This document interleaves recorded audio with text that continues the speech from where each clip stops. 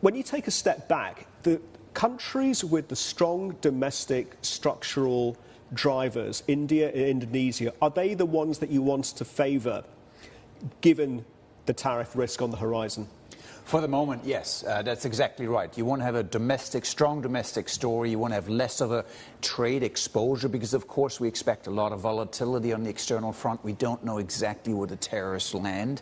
And therefore, the domestic story actually still remains quite promising. Now, we saw weaker GDP growth in India, weaker consumer spending, but really that's probably a temporary pullback. Fundamentally, the economy is still doing well. And so if you look over a 1 to 2 year horizon, India should deliver still very stellar growth. Don't know where the tariffs are going to land, but last week was the opening salvo against Canada, Mexico and China. Was that, or did it feel, Fred, like it was the beginning of the trade war? It felt like it was 2017 again. So a lot of us got flashbacks to, the tweets are coming and we don't know exactly what to make of this. So it feels a little bit like this is the beginning. It doesn't feel like it's the end of the story by any stretch of the imagination. So more tariffs, adjustment to what was proposed last week, perhaps. We don't even know the exact implementation timeline.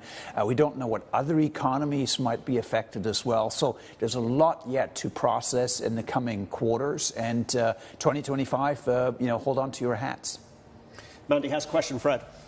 Hold on to your hats, and yeah, absolutely. And of course, these tariffs are potentially going to fan the inflationary pressures all over again, just as we thought that 2024 would be the year that we had declared victory over the slain inflation dragon. And yet, Fred, I look around the Asia-Pac region, and even here in Australia as well, where inflation, that dragon is still alive and well.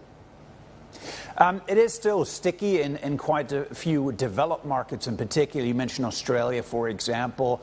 But I think the tariff issue is more an issue of inflation divergence. That is, if the U.S. imposes tariffs, that would mean higher inflation in the U.S., but potentially lower inflation in the rest of the world. And of course, that is an issue because it reinforces dollar strength. So from that perspective, the tariffs themselves are really a story about U.S. inflation and dollar strength rather than inflation elsewhere. In fact, Australian inflation might benefit and come lower if indeed we have U.S. tariffs, because some of these goods that would have gone to the U.S. are being diverted into other markets in Asia, depressing goods inflation in particular. And that might be actually helping a little bit the RBA in Australia.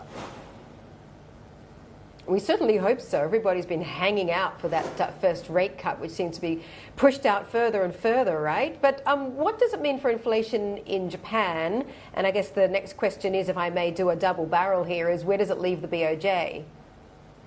Well, inflation in Japan is still relatively sticky as well. It fits that developed market pattern where we've seen more stickier inflation in some of the emerging market economies. And here we actually have this week, we have wage data coming in again. That's going to be very important, and we might get a fairly robust read. And that suggests that inflation is not just because of commodities, for example, or the weaker yen, but it's also being driven by domestic forces, a tightening labor market, rising service prices, and that will open the door for the BOJ to hike probably sooner rather than later. And with a weak yen, of course, that's a welcome move for the BOJ. It wants to stabilize the yen, and hiking will ultimately help that process.